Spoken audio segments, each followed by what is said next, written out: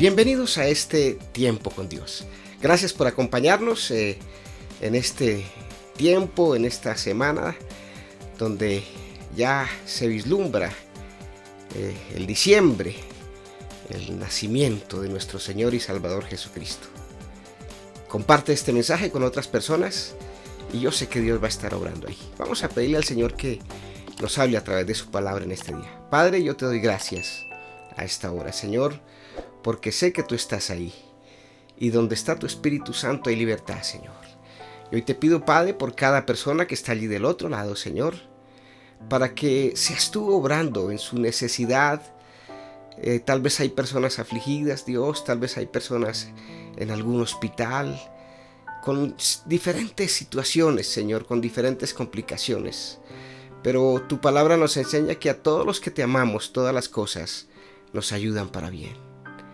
Hoy te pido, Señor, que tú hables a través de esta palabra y que a través de esta palabra tú traigas entendimiento para nuestra vida, Señor. Mira que te lo pedimos, es en el nombre de Jesús. Amén y amén. Bueno, son tiempos para hablar del amor de Jesús. Son tiempos para hablar de la reconciliación y para hablar de lo que Jesús vino a hacer a este mundo. Libro de Lucas, capítulo 1, desde el verso 5 en adelante. Hubo en los días de Herodes, rey de Judea, un sacerdote llamado Zacarías, de la clase de Abdías. Su mujer era de las hijas de Aarón y se llamaba Elisabet. Ambos eran justos delante de Dios y andaban irrepresibles en todos sus mandamientos y ordenanzas del Señor. Pero no tenían hijo, porque Elisabet era estéril, y ambos eran ya de edad avanzada. Aconteció que, ejerciendo Zacarías el sacerdocio delante de Dios según el orden de su clase, conforme a la costumbre del sacerdocio, le tocó en suerte ofrecer incienso entrando en el santuario del Señor. Y toda la multitud del pueblo estaba afuera orando a la hora del incienso. Y se le apareció un ángel del Señor puesto en pie a la derecha del altar del incienso. Y se turbó Zacarías al verle y le sobrecogió temor. Pero el ángel le dijo: Zacarías, no temas, porque tus oraciones han sido oídas, y tu mujer Elisabet dará a luz un hijo y llamará su nombre Juan. Y tendrás gozo y alegría, y muchos se regocijarán de su nacimiento, porque será grande delante de Dios. No beberá vino ni sidra, y será lleno del Espíritu Santo, aún desde el vientre de su madre. Y hará que muchos de los hijos de Israel se conviertan al Señor Dios de ellos, e irá delante de él con el espíritu y el poder de Elías, para hacer volver el corazón de los padres a los hijos y los rebeldes a la prudencia de los justos, para preparar al Señor un pueblo bien dispuesto. Dijo Zacarías al ángel: ¿En qué conoceré esto? Porque yo soy viejo y mi mujer es de edad avanzada. Respondiendo el ángel le dijo: Yo soy Gabriel, que estoy delante de Dios y he sido enviado a hablarte y a darte estas buenas nuevas. Aquí encontramos muchísimas características. Nos podríamos quedar aquí muchísimo tiempo explicando una a una cada característica de las que tuvo que tener Juan, o los antecesores a Juan, sus padres, Zacarías, Elisabet, para poder ser escogidos por Dios. Y aquí el Señor nos muestra una serie de atributos que ellos tenían. Eran rectos delante de Dios, eran personas honorables. Además, Zacarías era sacerdote y le tocó, como dice la palabra, por suerte dice esta traducción, ofrecer el incienso a la hora del sacrificio. Acordémonos que antes de que Jesús viniese, se presentaba un sacerdote una vez al año en el templo y tenía que ofrecer sacrificio con un cordero, con un becerro, y ofrecerlo a Dios por el pecado suyo y por el pecado del pueblo. En este turno le tocó a Zacarías entrar allí a aquel lugar. Y dice que mientras Zacarías entraba a esa hora, dice que el pueblo oraba. Claro, ellos empezaban a pedir perdón delante de Dios por sus pecados. Y dice que estando allí se le apareció este ángel. Y claro, a Zacarías pues no era normal que le sucediera esto, que tuviese una aparición de esta clase. Y Zacarías se turbó, me imagino que su angustia era impresionante, pues sobrevino temor, pensaría estoy en pecado, bueno, tantas cosas que pudieron haber pasado por la mente de Zacarías. Pero dice la palabra que el ángel le dijo, no temas, no temas. Muchas veces hablamos acerca del temor hacia Dios. El temor es el respeto hacia Dios. Pero yo pienso que aquí en este momento Zacarías no tenía temor basado en el respeto, sino tenía miedo. Tenía físico miedo. Porque se le apareció un enviado del Señor, un mensajero del Señor. Dijo, ahora el Señor, ¿qué va a hacer conmigo? Me va a juzgar, me va a señalar. Y se le acerca y le dice, no temas. Porque su oración ha llegado delante de Dios. A lo mejor Zacarías le estaba diciendo, Señor, yo no quiero que mi generación, que mi legado, que mi linaje se quede sin descendientes. A lo mejor Zacarías con Elizabeth estaban clamándole a Dios por un hijo.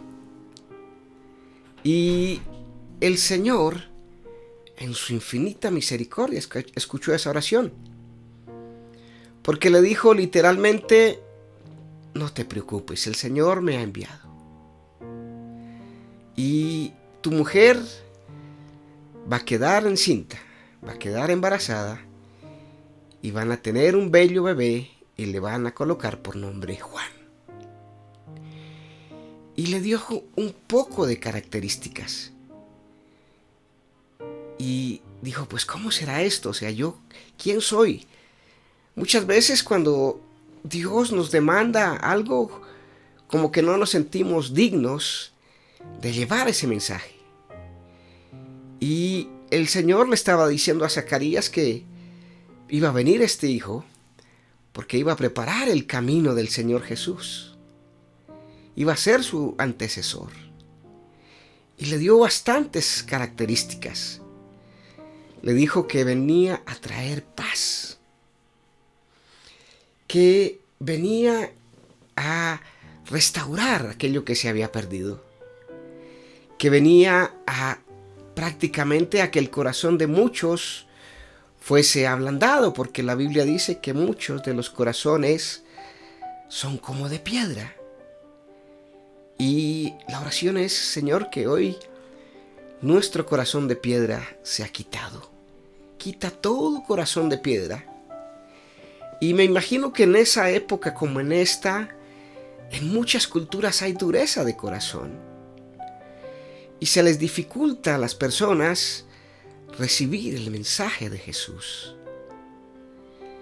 Y necesitamos, en este tiempo, yo sé que es de vacaciones, yo sé que muchos se van a visitar sus familiares, yo sé que muchos van a salir, de pronto se van de rumba, pero más que esto es acordarnos que ese Jesús que nació allí en una pesebrera, en un pesebre, que ese Jesús no se quedó niño, sino que fue sacrificado allí en un madero por tu pecado y por mi pecado, y que vino a traer salvación a esta humanidad que estaba perdida y que estaba en caos.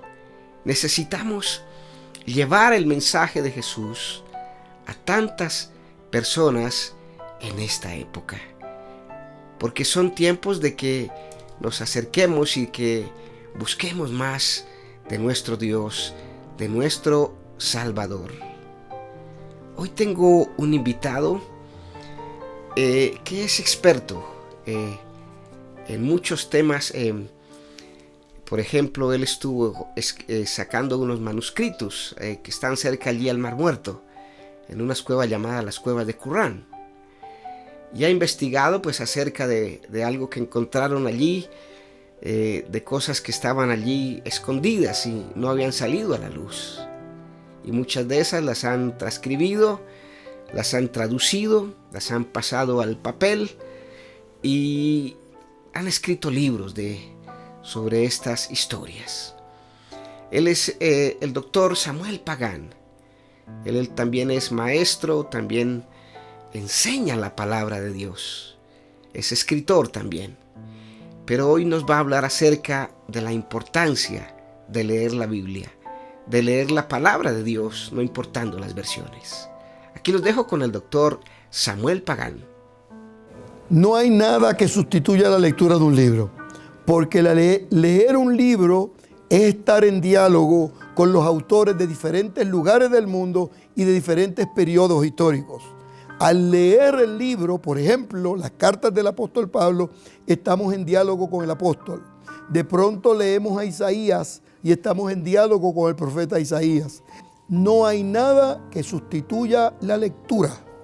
El papel impreso, ahora no solamente en papel impreso, sino en su computadora. La lectura es el camino que nos lleva al éxito en la vida. Las traducciones de la Biblia es uno de los ministerios más hermosos que Dios le ha dado al pueblo de Dios, porque es una manera de mantener vigente en un lenguaje claro el mensaje de la palabra de Dios para las diversas sociedades y las diferentes generaciones que pueden congregarse en la iglesia y estar en medio del mundo y de la sociedad contemporánea. Y en el mundo de las traducciones hay varias traducciones de importancia. Por ejemplo, la más importante en el mundo evangélico es la Biblia de Reina Valera del 1960. Esa es una Biblia, es la Biblia que casi todos los que traducimos la Biblia, que venimos de esa generación, citamos y aprendimos de memoria. Pero ahora hay otras versiones de la Biblia, entre ellas la Nueva Versión Internacional, que es una versión que habla el idioma de las personas de la sociedad contemporánea.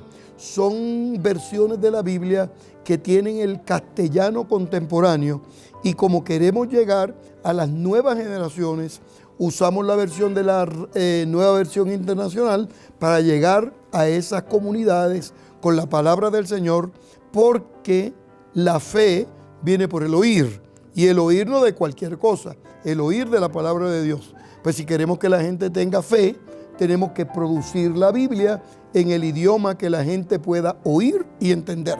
Por eso es que la Nueva Versión Internacional juega un papel protagónico en los procesos de educación de las nuevas generaciones cristianas en América Latina. Leer no es un extra optativo en la vida del cristiano. Leer es un requisito indispensable. Dicho sea de paso, Jesús de Nazaret mandó a los discípulos a que escudriñaran las Escrituras. No lo mandó a memorizarlas ni a leer superficialmente, sino a estudiarlas, a profundizar en la Escritura. Mi mensaje para las nuevas generaciones es que lean, que disfruten, que compartan, que creen, pero sobre todo que en ese mundo de la literatura le den un espacio a la Biblia, le den un espacio a Dios, le den un espacio al Espíritu Santo, de forma tal que puedan crecer, desarrollarse y convertirse en jóvenes de bien, los nuevos líderes políticos, los nuevos líderes sociales, educativos, económicos, espirituales, religiosos del país. Mi recomendación a las juventudes es que tomen decisiones sabias y que tomen decisiones efectivas, prudentes, de forma tal que eviten una decisión imprudente el día de hoy que va a tener repercusiones malsanas y adversas el resto de su vida. Doctor, muchas gracias por esta instrucción tan hermosa que nos enseña de cómo es su preocupación para que muchas personas, sobre todo los jóvenes, sean alcanzados por la palabra de Dios. Es lo que necesitamos en este tiempo. Que la juventud se levante, que la juventud se acerque a Dios.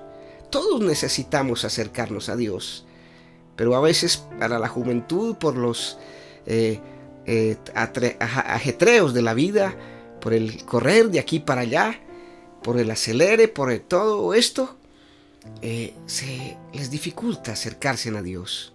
Seguimos aquí en el libro de Lucas, en el verso 12 del capítulo 1. Y dice: y se turbó Zacarías al verle y le sobrecogió temor.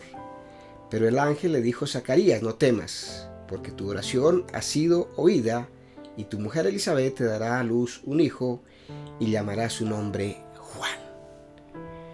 Desde el vientre de nuestra madre, Dios ya tiene nuestro nombre. El mismo Señor le dijo al profeta Jeremías, le dijo: tu embrión vieron mis ojos.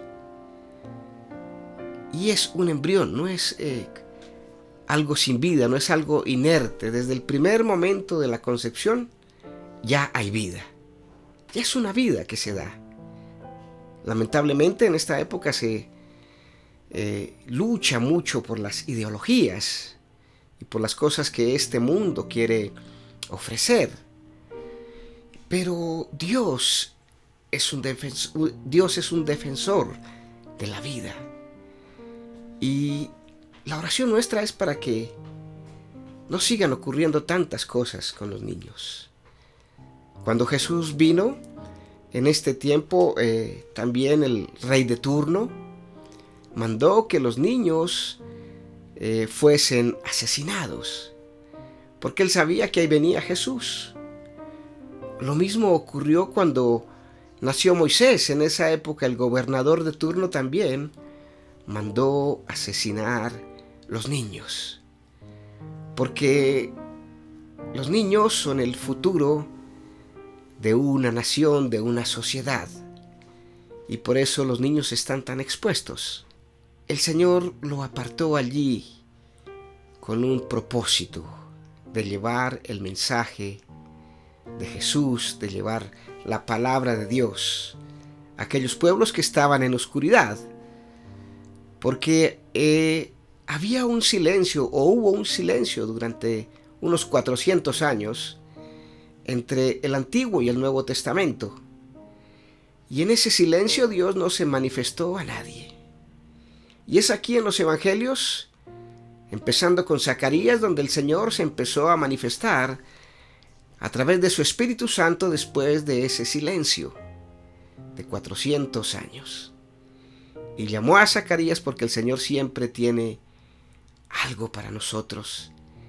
El Señor siempre tiene algo guardado. Y ahí tenía sus reservorios. Tenía ese remanente, Zacarías y Elizabeth, justos, dice la Biblia, delante de Dios.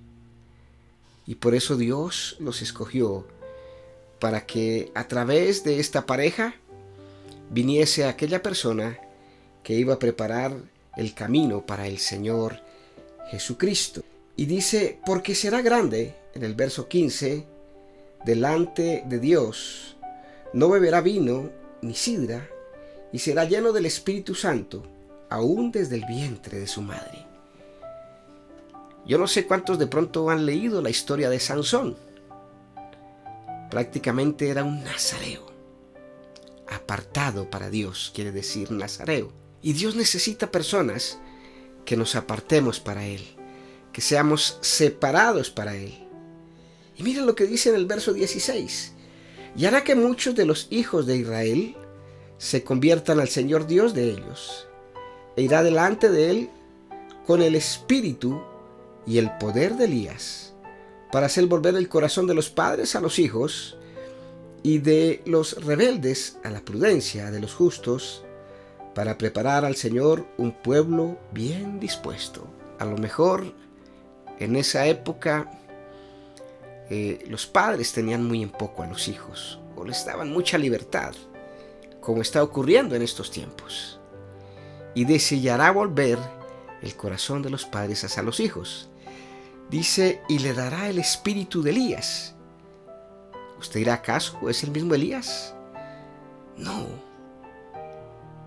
Este Juan, cuando vino, fue un hombre como Elías. Elías era un hombre celoso por las cosas de Dios. Un hombre que le gustaba poco que la gente se burlara de Dios. No le gustaba nada. Defendía la causa del Señor. Alguna vez se levantaron unos profetas y Elías, temeroso, les dijo: llamen a su Dios, el que más grite, el que más clame, a ver si su Dios le escucha. Y así lo estuvo mucho tiempo. Y era celoso de las cosas de Dios.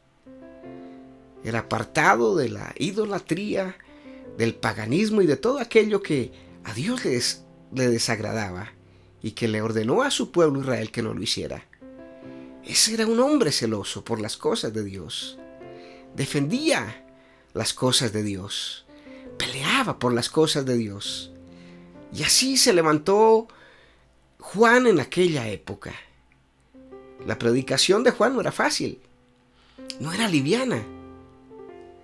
Juan era uno de los que le decía a la gente cuando empezó a bautizar: generación de víboras, arrepentíos.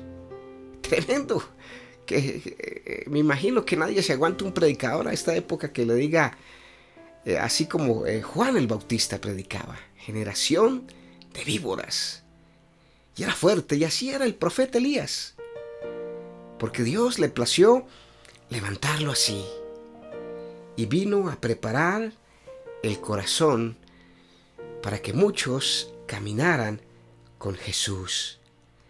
Para un pueblo bien dispuesto, dice, para preparar para el Señor un pueblo bien dispuesto. Y este hombre Zacarías como que tenía su dudita a veces. Aquí en el verso 18, y dijo Zacarías al ángel: ¿en qué conoceré esto? Porque yo soy viejo y mi mujer de edad avanzada. Y me imagino que también le dijo que era estéril. Y le dijo el ángel: no se preocupe, ya Dios solucionó eso. Y eso pasa a veces. Dios nos ha prometido, o están en la palabra escritas, una cantidad de bendiciones de parte de Dios. Y muchos como que dudan: ¿será que Dios sí? ¿Será que Dios sí responde? ¿Será que Dios sí me hace el milagro? ¿Será que Dios sí me sana? ¿Será que Dios sí restaura mi hogar? Y aquí Dios lo está prometiendo desde antes de que Jesús viniese a este mundo. Entonces, mi querido amigo, mi querida amiga, tú que estás allí del otro lado, que tu corazón esté preparado para que en este tiempo llamado Navidad, nacimiento, llamado el tiempo donde el Señor vino a redimir a su pueblo, Dios no encontró a otra persona. Tal vez acudió a Moisés, acudió al mismo Elías, a Isaías, pero no encontró a nadie para delegarle esa responsabilidad de traer salvación. Y lo tuvo que hacer con su propio Hijo, no escatimando nada. Dice la Biblia que de tal manera nos ama Dios, que entregó a su único Hijo para que todo aquel que en él crea no se pierda, mas tenga vida eterna. La invitación en esta Navidad no es para que nazca otro niño de nuevo. Es para que Jesús, el Salvador del mundo, nazca en tu corazón. Para que tú invites a Jesús a que venga a tu vida, a que restaure tu casa y a que restaure tu familia. Esa es la invitación. Que saque tiempito para reunirse, pedirle a Dios, darle gracias, orar en familia y poner a cuentas, poner al día su hogar, ponerlo en presencia de Dios. Eso es lo que debemos hacer en esta Navidad, en este diciembre. En el medio de su descanso, de sus vacaciones, vamos a tener tiempo para buscar de Dios. Padre, yo te doy gracias por cada persona que hoy escuchó este mensaje. Y hoy te pido, Señor, allí tal vez hay muchas personas que están pasando situaciones difíciles, muchas personas que tal vez están en un hospital. Es duro en esta época, Señor. Hoy pido, Padre, en el nombre de Jesús, para que en tu infinita misericordia tú coloques tu mano allí sobre cada familia, Señor, que está pasando momentos difíciles, por las personas que están en las cárceles, por las personas huérfanas, por las viudas. Padre precioso, por las personas en abandono, Señor, por las personas abusadas, Señor, por aquellas personas rechazadas, Padre. Tú viniste a restaurarnos, Señor. Y hoy creemos en tu palabra. Y yo te doy gracias, Señor, porque sé que tú estás trayendo restauración y tú estás trayendo sanidad.